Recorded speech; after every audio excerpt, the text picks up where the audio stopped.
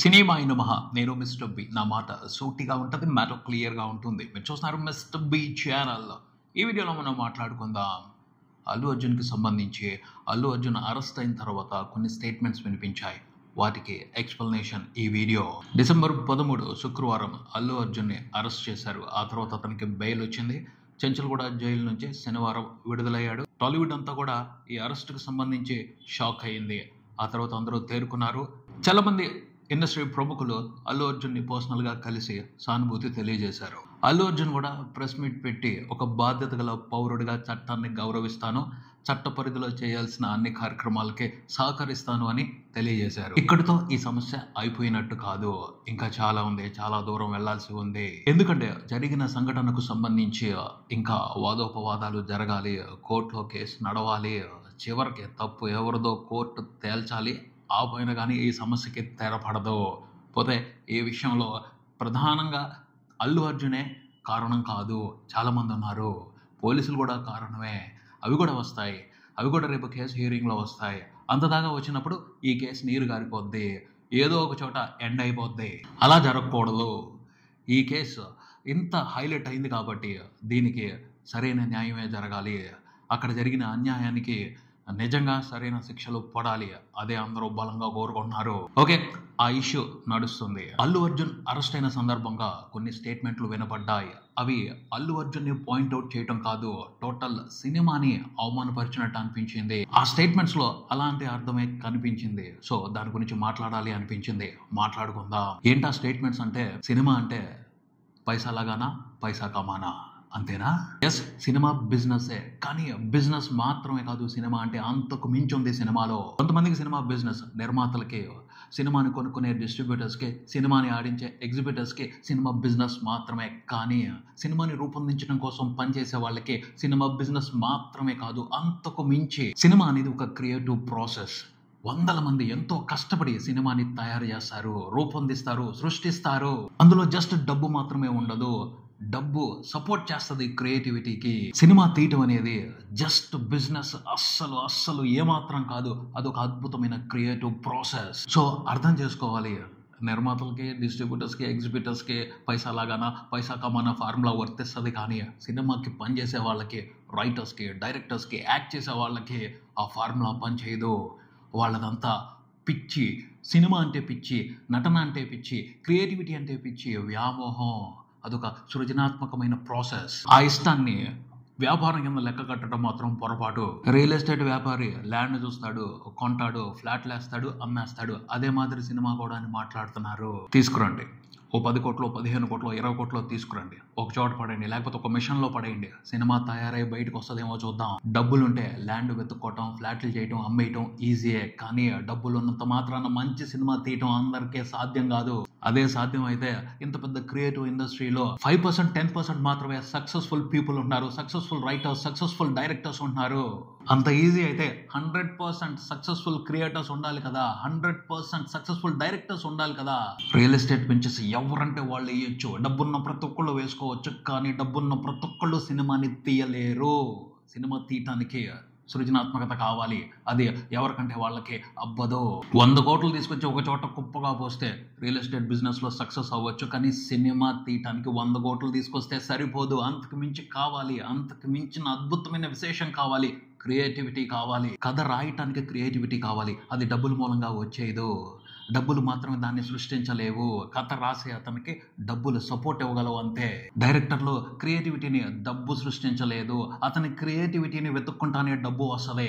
ఒక యాక్టర్ కూడా సక్సెస్ అయిన తర్వాత అతని వెనకాల డబ్బు వస్తుంది, అంతేగాని డబ్బు మూలంగా అతనికి యాక్టింగ్ రాదు. సినిమా అనేది ఒక ప్రత్యేకమైన డివైన్ వాల్యూ కలిగిన ఆర్ట్ ఫామ్. దాన్ని గుర్తించకుండా ఒక మామూలు బిజినెస్ లాగా దాన్ని చూడటం అనేది మాత్రం బాధాకరం. సినిమా వేరు, సినిమా వాల్యూ వేరు. అన్ని బిజినెస్లు సినిమాతో సమానం కాదు, అదొక ప్రత్యేకమైన ఆర్ట్ ఫామ్. దాన్ని నచ్చి దానికోసం కొంతమంది డబ్బులు స్పెండ్ చేస్తారు. అది నచ్చినప్పుడే జనం దానికోసం డబ్బులు ఇస్తారు. దెన్ అలాగే ఇంకొక స్టేట్మెంట్, బోర్డర్లో యుద్ధం చేసే వాళ్ళదే పనా, మిగతా వాళ్ళదే పని కాదా? బోర్డర్లో యుద్ధం చేస్తేనే ఆ పనికి వాల్యూనా? అలాంటప్పుడు మిగతా పనులను ఎందుకు మానేద్దాం, అందరికీ అదే ఉద్యోగం ఇవ్వండి, వెళ్ళి చేద్దాం, ఏం పర్వాలేదు. సైనికుడు అవ్వాలంటే బోళ్ళంత ప్రాసెస్ ఉంది. ఎవరిని పడితే వాళ్ళని సోల్జర్గా తీసుకోలేరు కదా. టెస్టులు పెడతారు, ఫిజికల్ టెస్టులు పాస్ అవ్వాలి, రిటర్న్ టెస్టులు పాస్ అవ్వాలి, ఆ తర్వాతే సైనికుడిగా క్వాలిఫికేషన్ వస్తుంది. ఆ పైనే కదా శిక్షణ ఇచ్చేది, ఒక సైనికుడిని తయారు చేసేది. అందరినీ తయారు చేయలేం కదా, దేశం మొత్తం సైనికులుగా ఉండలేరు కదా. దేశంలో ఎవరు పనికి ఉండాల్సిన వాల్యూ వాళ్ళకు ఉంటుంది. అందరూ ఎవరు చేయాల్సిన పని వాళ్ళు చేస్తేనే సైనికులకి అవసరమైన వెన్నుదన్ను సపోర్ట్ దేశం ఇవ్వగలుగుద్ది. అంటే ప్రతి ఒక్కరు ఎవరి పని వాళ్ళు సిన్సియర్గా చేసి ట్యాక్స్ కట్టడం మూలంగానే ఆర్మీకి అవసరమైన సదుపాయాలు, అవసరమైన ఆయుధ సామాగ్రి మనం సమకూర్చగలుగుతాం. అంటే దేశం మొత్తం కలిసి ఆర్మీని సపోర్ట్ చేస్తుంది. సో దేశంలో పని చేసే ప్రతి ఒక్కరికి, ట్యాక్స్ కట్టే ప్రతి ఒక్కరి పని వాల్యుబులే కదా. ఎందుకని ఒకరి పనిని తక్కువ చేసి చూడాలి? సినిమా స్టార్లు హైయెస్ట్ ట్యాక్స్ పేయర్స్, భారీగా ట్యాక్స్ పే చేస్తారు. టికెట్ కలెక్షన్స్ మీద గవర్నమెంట్ ట్యాక్స్ వసూలు చేస్తుంది. భారీ కలెక్షన్స్ వస్తే భారీగానే ట్యాక్స్ వస్తుంది. అదంతా కూడా గవర్నమెంట్కి వెళ్తుంది. గవర్నమెంట్ దాన్ని మిలిటరీ కోసం ఖర్చు పెట్టుద్ది. అంటే ఒక రకంగా దేశ పౌరులందరూ కూడా సైనిక అవసరాల కోసం ధారపోస్తున్నారు వాళ్ళ శక్తిని. ఇది ఎందుకని గుర్తించడం లేదు? ఎందుకు కొన్ని పనుల్ని తక్కువ చేసి మాట్లాడుతున్నారు? యాక్టింగ్ తక్కువ పని కాదు. సినిమాల్లో యాక్ట్ చేయటం అనేది కూడా చాలా కష్టమైన పని. సైనికుడు అవటానికి కఠోరమైన శ్రమ చేయాల్సి వస్తుంది, కఠోరమైన శిక్షణ తీసుకోవాల్సి వస్తుంది.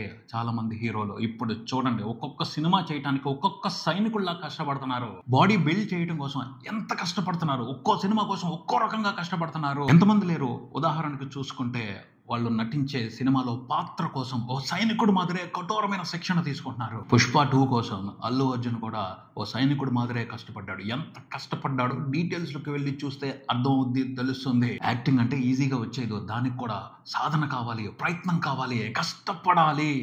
చాలా ఎక్కువ కష్టపడ్డాడు పుష్ప క్యారెక్టర్లో తను అద్భుతంగా నటించడం కోసం. అది 1-2 సంవత్సరాలు కాదు, 3 సంవత్సరాలు పుష్ప 2 కోసం.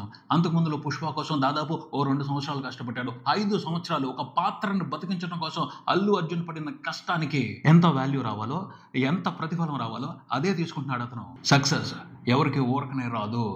సక్సెస్ ప్రయత్నం మీదే వస్తుంది, కష్టపడటం మూలంగానే వస్తుంది.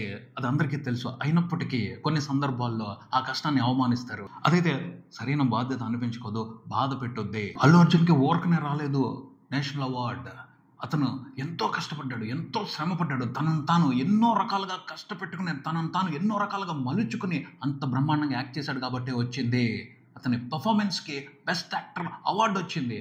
దానికి మనం గౌరవం ఇవ్వాలి, తీసి పారేసినట్టు మాట్లాడకూడదు. డబ్బు ఇచ్చి 100 కోట్లు ఇచ్చి తీసుకురండి అలాంటి యాక్టర్ని. డబ్బులు కుప్పగా పోసినంత మాత్రాన ఒక గొప్ప నటుడు పుట్టాడు. సంకల్పంలో నుంచి పుడతాడు, శ్రమలో నుంచి పుడతాడు, సాధనలో నుంచి పుడతాడు.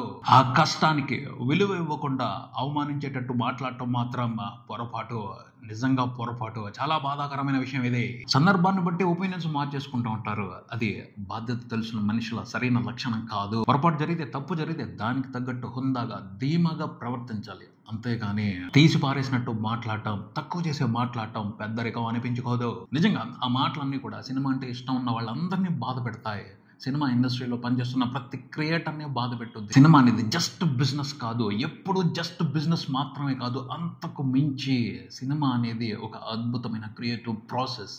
ఏ విషయాన్ని అర్థం చేసుకుని ఎవరైనా సరే సినిమాకి ఇవ్వాల్సిన గౌరవాన్ని ఇవ్వాలి. దయచేసి సినిమాని అవమానించొద్దు. ఇది ఇక్కడికి. మరో వీడియోతో మళ్ళీ కలుద్దాం. ఈ వీడియో మీకు నచ్చితే లైక్ చేయండి, మీ ఫ్రెండ్స్తో షేర్ చేసుకోండి, మీ అభిప్రాయాన్ని కామెంట్ చేయండి, ఈ ఛానల్ని సబ్స్క్రైబ్ చేయండి. నేను mister B. Keep watching mister B channel. Thank you.